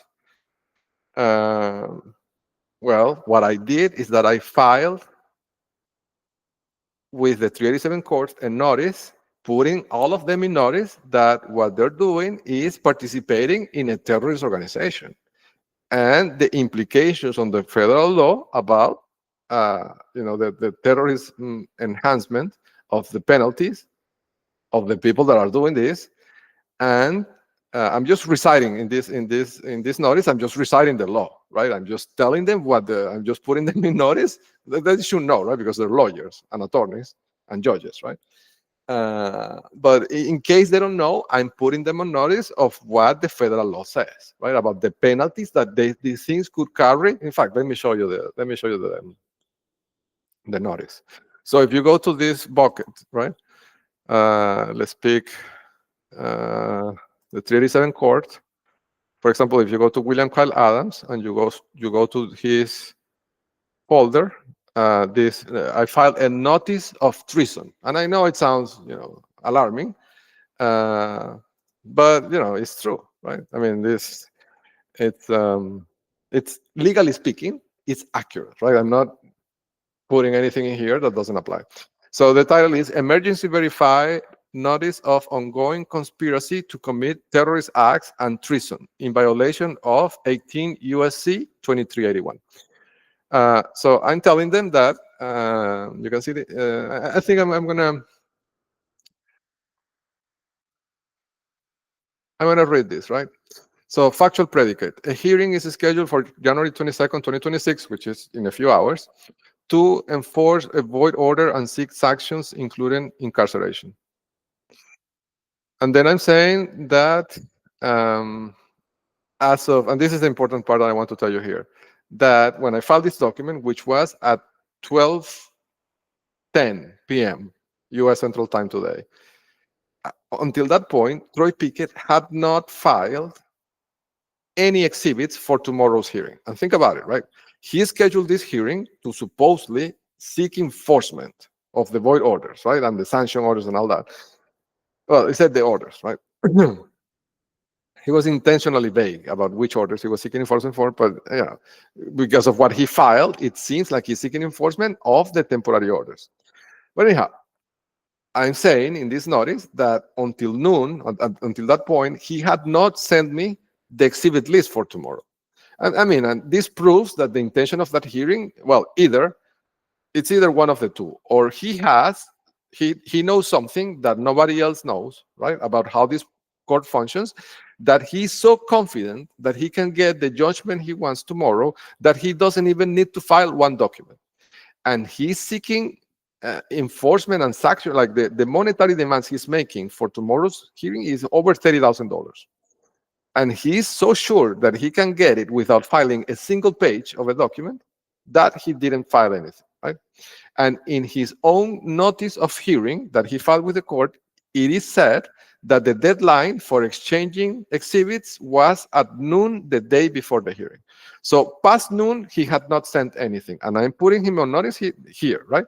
Because this shows that this hearing is not really a hearing. It's either an intimidation tool, right, to intimidate a whistleblower and an informant, or it's a hearing that has a predetermined outcome, that he knows that he doesn't need to file anything, right? Because he's going to get the judgment that he already determined, right? It's one of the two. So I tell him that, right? And then I in the same notice, I put them on notice of the federal statutes about, things like witness tampering, which in the context of terrorism, in federal law, it could carry a capital punishment, right? I also tell them about the terrorism enhancement, which is USSG 3A1.4, which tells them that the crimes committed in this context could be reclassified as terrorist acts because they are participating in tampering with a witness with the goal of concealing information about a terrorist organization, right? Diosdado Cabello's organization. And this could lead to sentences of 20 years to life. And finally, treason, right? Because this is a foreign organization commanded by Tesoro Cabello, who is a military figure of a foreign nation, right? This is treason.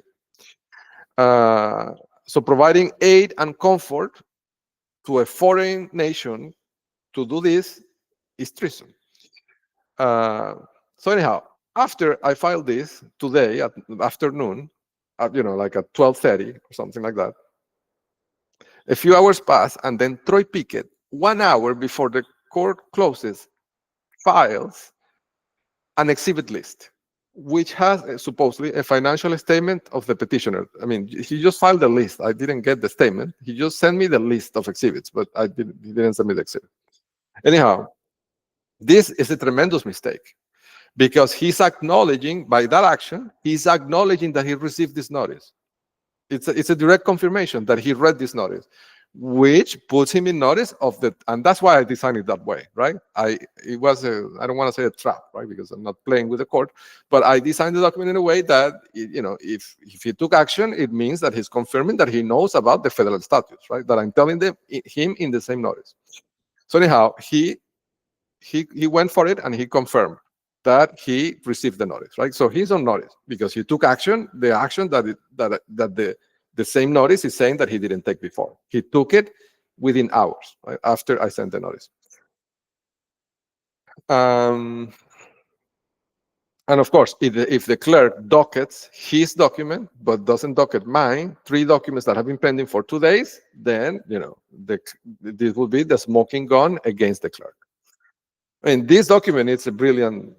This was designed by the pipeline, by the way. Anyhow, yes. So he gave me that confirmation, right, by filing that. But that's what I was saying, because the document that he chose to file was a financial statement of the petitioner. It sounds like he is going to supposedly allege that she's in distress financially, and so it sounds like he's seeking enforcement of the void orders, because the motion for sanctions had nothing to do with the financial situation of the petitioner. Sanctions are sanctioned for sanctionable behavior of, supposedly, me, right? In his mind, not complying with the void orders. But the fact that he's filing that suggests that what he's seeking enforcement of is the void orders, which could be a move to lower his liability, right? Because he's going to say, I'm not seeking to imprison you for the sanction motions, for the sanction order. I'm seeking to imprison you because of the void orders. But that on itself would be even worse. Why? Because it would be confirmation. I mean, it is confirmation that he's seeking enforcement of the void fraudulent order, again, that has no validity. So this is wire fraud again. This is another count of wire fraud, and another count of attempting to silence a whistleblower and a federal informant using a void judiciary instrument, a void order, right? An order that is null, that doesn't really exist. So this is worse, right? It would have been better if you had seek enforcement of the sanctions, I think, right? From looking at the pipeline, this is much worse. And with that, I'm going to move on to another move that also, came from the software. I did this thing where I sent an email, because they've been blocking the filings, right, with the clerk. So I sent an email to Rebecca Bright, who is the clerk of Judge Brown. Judge Brown is the administrative judge that would review the motion to recuse, right? So I sent her an email saying, hey, my filings are being blocked by the trial court, and as I understand, you have received the motion to recuse. I want to ask you, what is the procedure to give these documents to Judge Brown, right?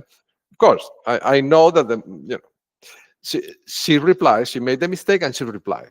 She replied saying, we have not received your motion to recuse. And this is a terrible mistake. I mean, it's a mistake so basic that it makes the hair on the back of my neck stands up, right? When I think about how horrible this mistake is. Because she's giving me written confirmation that Judge Telfair never forwarded the motion to recuse to her. And Judge Telfair has an obligation. This is not discretionary. He has a ministerial duty to either, I mean, if he doesn't want to recuse himself when he receives the motion to recuse, he can do that, but then he has the obligation to forward that motion immediately. He cannot let it sit in the docket for a week. He has the obligation to forward it to Judge Brown immediately, and he didn't. And more than a week has passed, and we have that hearing tomorrow. So he is obstructing justice. He intentionally did not forward a motion to recuse that he's obligated by law to send to the administrative judge. He didn't send it. He just let it there sit to get me to a point where he could get me into that hearing tomorrow and put me in prison, right? Conspiring with Pickett. But this is amazing because this is not me saying it. It's the clerk of Judge Brown saying it, right? I mean, this is a judiciary official on a court that is an administrative court that manages the 387 court.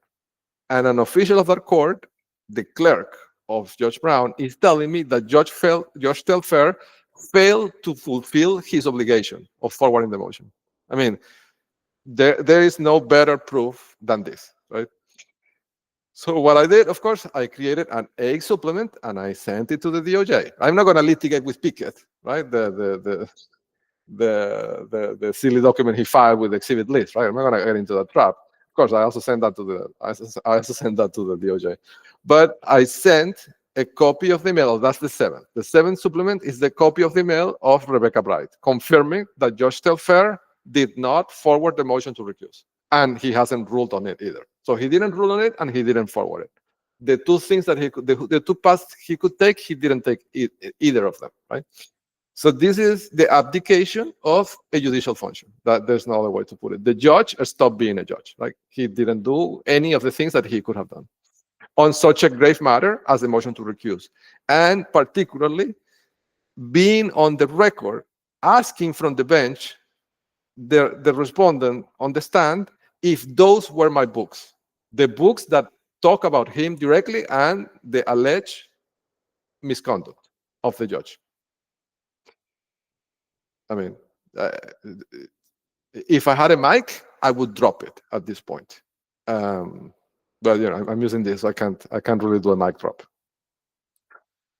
So before I go, I want to show you this, right? So this is a printed book. And you know, I want to show you this because you know, like seeing it printed. I mean, it's a huge book, right? And this is only one book. This book that I have in my hand is. Let me show you this. So this is Afghanistan, right? So this is the book of addresses in Afghanistan of the network of Diosdado Cabello. And I don't know if this will be visible to you, right? But like, look at how big this is, right? So this is 800 pages. And if you look at the pages, they're printed with very, very small print, like basically size 6, right? I'm gonna try to show you, right? So, I mean, it's hard to put into words what I feel when I see this, right? Because imagine this book is filled with properties that were purchased using drug money of Diosdado Cabello and that are used to enslave people all around the world, right? And this is just Afghanistan. Like this is only one place, right? I have published more than 100 books at this point of different places in the world. So I don't know. I wish somebody at the DOJ could have the opportunity to print one of these books so you can get an idea of the size of this problem. Because it's not the same, believe me, even me that I have had the database for a year, it's not the same seeing this on a screen that having this device in your hand.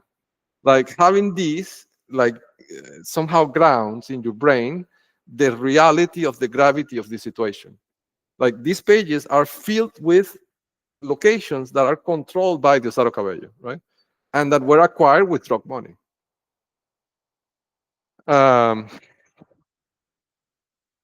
Now, that on itself, and like I've said this multiple times before, like I tend to be positive, right? To look at the bright side.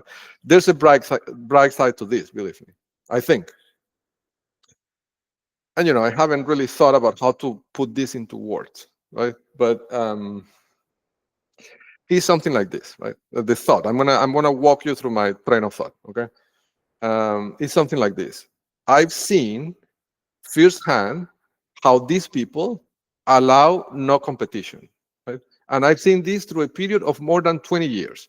Every startup idea that I've had, they stole it and then kill it, right? They never let me do one startup, no matter how small it was. Like they don't allow competition of any kind. That's their nature. Right? They're predators. Right? They predate anything that competes with what they're doing. Right? And even if they're not doing the same thing, when they see something, even if they're not doing it, what they do, they steal it, they kill it, and then they do it. Right? They adopt it themselves. Right? But anyhow, the thought is that knowing that that's their nature, right, and that Diosdado Cabello, who is running a large scale drug organization, are in the same network, right? It seems obvious to me that they probably, Diosdado Cabello probably has the worldwide monopoly of the drug trade, because I cannot believe that they would allow a competitor to survive. If they don't allow a competitor to survive on the technical companies in the US, I imagine Diosdado Cabello is not going to allow a competitor in the drug trade to survive. It's just pure logic, right? So what that means is that Diosdado Cabello is an aggregator as well of the drug trade. And the bright side on that is that capturing Diosdado Cabello means the end of the drug trade. And that is a bright thought for the world. You could put, I'm talking to the DEA, you could put an end, literally, to the drug trade by taking Cabello. So with that thought, I think it's a good place to end this conversation. Again, thank you for your time. And let's see what happens tomorrow if they take the step to go for life in prison or if they play it cool. Let's see what happens. Thank you again, and I'll see you tomorrow, hopefully.